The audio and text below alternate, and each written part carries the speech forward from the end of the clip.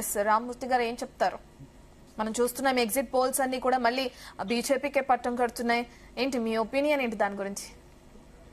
ముఖ్యంగా దేశంలో జరుగుతున్న వాస్తవంగా పరిస్థితులను చూస్తే మొన్నటి జరిగిన 5 రాష్ట్రాల ఎన్నికల్లో ఇప్పుడు 4వ తారీఖు రిజల్ట్ ఉన్నది కాబట్టి 4వ తారీఖు రిజల్ట్ బేరేజ్ చేసుకొని ఎక్కడైనా కూడా ఏ ప్రాంతంలో ఎలక్షన్ జరిగినా వాస్తవంగా మన ఎగ్జిట్ పోల్స్ రావడం ముందుగా మనం చూస్తున్నాం. ఎందుకంటే ఎగ్జిట్ పోల్స్ లో తమిళనాడులో దాదాపు 8 సంస్థలు దాదాపు 234 స్థానాలకు ఎన్నికలైతే తమిళనాడులో డిఎంకే 120, అదే విధంగా అన్నా డిఎంకే 77, అదే విధంగా టీవీకేకి దాదాపు 40 దాకా వస్తాయండి. ఇప్పుడు టీవీకే కొంచెం వాస్తవంగా చెప్పాలంటే కీ రోల్ పాటించే అవకాశం ఉన్నది కాబట్టి వాళ్ళ శ్రేణులకు కూడా తను గైడ్ చేయడం జరిగింది విజయ్.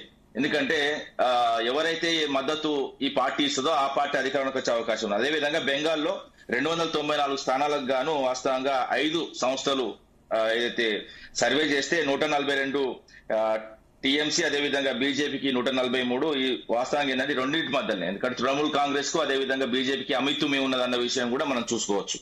అదే విధంగా కాంగ్రెస్ 1-2కు మాత్రమే సీట్లు వచ్చే అవకాశం ఉంది. అదే విధంగా కేరళ 5 సంస్థలు సర్వే చేస్తే అందులో 140 సీట్లకు గాను 60 సీట్లు ఎల్డీఎఫ్ కి, అదే విధంగా యూడీఎఫ్ కి 75. అంటే వీళ్ళకి మధ్యలో ఎల్డీఎఫ్ కి యూడీఎఫ్ కి మధ్యలో అమితుమ్ అన్నది వాస్తవంగా దేశవ్యాప్తంగా జరుగుతున్న చర్చ. అదే విధంగా అస్సాంలో 126 సీట్లకు గాను 92 సీట్లు ఏదో బీజేపీకి వస్తాయని అంటే వన్ సైడ్ ఎలక్షన్స్ గా ఇక్కడ చూస్తున్నారు. అదే విధంగా కాంగ్రెస్ కి 29కే పడిపోయే అవకాశం ఉన్నదని చూస్తున్నారు. అదేవిధంగా పుదుచ్చేరి 33 సీట్లకు గాను 4 సంస్థలు సర్వే చేస్తే అందులో 20 అయితే కాంగ్రెస్ లోకి వెళ్ళి పుట్టిన ఎన్ఆర్సీ పార్టీ దానికే వచ్చే ఉన్నది.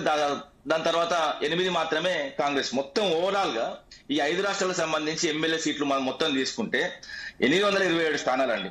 827 స్థానాలకు గాను కాంగ్రెస్ కు వాస్తవంగా 9 సీట్లు పరిమితం కావడం అంటే ఆ పరిస్థితి ఏందన్నది చూసుకోవచ్చు. ఎందుకంటే ముఖ్యంగా కాంగ్రెస్ పరిస్థితి కిందికి పోతా ఉన్నది. మొత్తం వాస్తవంగా చెప్పాలంటే 3 అక్షరాల పార్టీ, 3 రంగుల పార్టీ 3 రాష్ట్రాల్లో మిగిలి ఉన్నది. అదే విధంగా ఇప్పుడు హిమాచల్ ప్రదేశ్, కర్ణాటక, దాని తర్వాత తెలంగాణ, ఈ 3 రాష్ట్రాలకే పరిమితమైన పార్టీ. ఈ 3 రాష్ట్రాల్లో కూడా వాస్తవంగా ముక్కు మూసుకుంటే మునిగిపోయే పరిస్థితి ఉన్నది. దేశంలో లేకుండా పోయే ప్రమాదం ఉన్నది. ఇంకోటి ఏంటంటే ఒక సైడు బీజేపీ పైనుంచి దూసుకొస్తుంటే కాంగ్రెస్ పార్టీ మొత్తం కిందికి పోతా ఉన్నది. ఎందుకంటే ఇప్పుడు చూడొచ్చు మొత్తం ఓవరాల్ గా చూసుకుంటే ఇన్ని సీట్లు 827 సీట్లలో దాదాపు 10 అంటే 10 కూడా రాని పరిస్థితి ఎగ్జిట్ పోల్ అయితే. ఇక 10 ఒకవేళ ఏదైనా మండలి జరిగితే 20 వస్తాయి కావచ్చు, అంతే తప్ప కానీ 800 స్థానాల్లో ముందంజలో ఉన్న మిగతా ప్రాంతీయ పార్టీలతో పాటు ఎందుకంటే జాతీయ పార్టీ అయిన బీజేపీ బలంగా ఉన్నది. ముఖ్యంగా ఏంటంటే ఇక నాకు చాలా ఆశ్చర్యకరమైన విషయం ఏంటంటే జాతీయ పార్టీలు ముఖ్యంగా 2 తీసుకున్నాం, బీజేపీ కానీ కాంగ్రెస్ కానీ.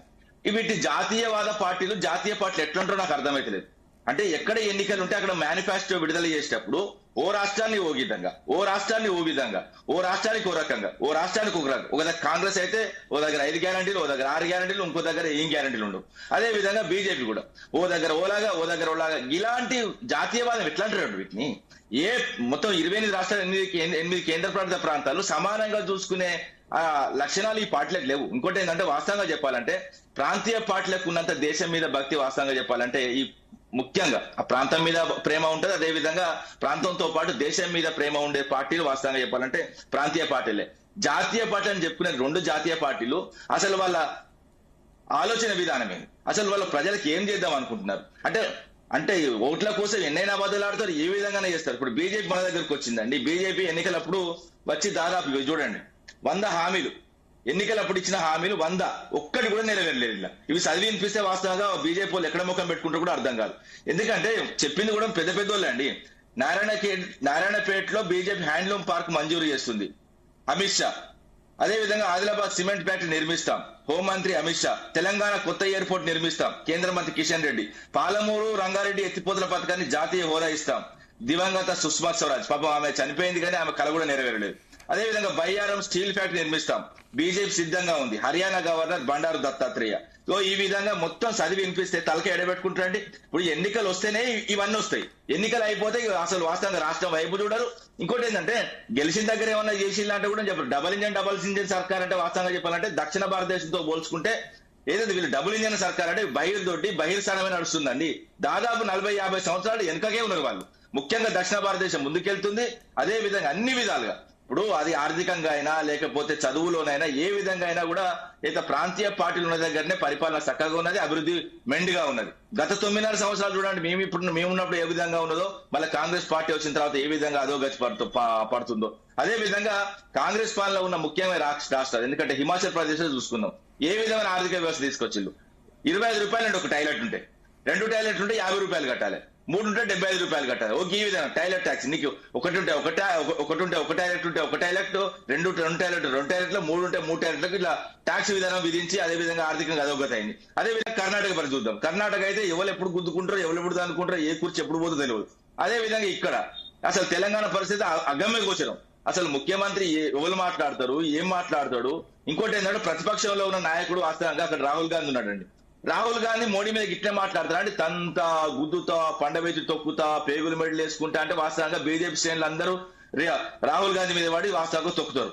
ఇప్పుడు ఏంటంటే మాకు కొంచెం సమయం ఉన్నది, మాకు కొంత నేర్పిండు.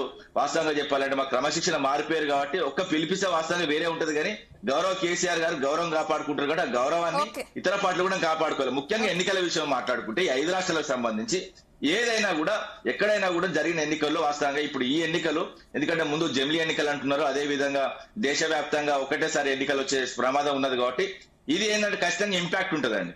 ఎందుకంటే 5 రాష్ట్రాలకు సంబంధించి ఏదైతే ఎలక్షన్స్ అయిన తర్వాత దాదాపు 2 నెలలే మళ్ళీ ఎలక్షన్స్ వస్తాయి కాబట్టి ఈ 2 నెలలే వచ్చే ఎలక్షన్స్ లో ఏదైతే ఈ పార్టీలు ఏ పార్టీలు గెలిచినా ఆ పార్టీలు ఖచ్చితంగా కొంత ఇంపాక్ట్ ఉంటది. ఇది మాత్రం తథ్యం అండి. Okay Rammurthy, thank you Rammurthy గారు. పాపారావు గారు మనం చూస్తున్నాం తమిళనాడులో డిఎంకేకి 150కి పైగా సీట్లు అంటున్నారు.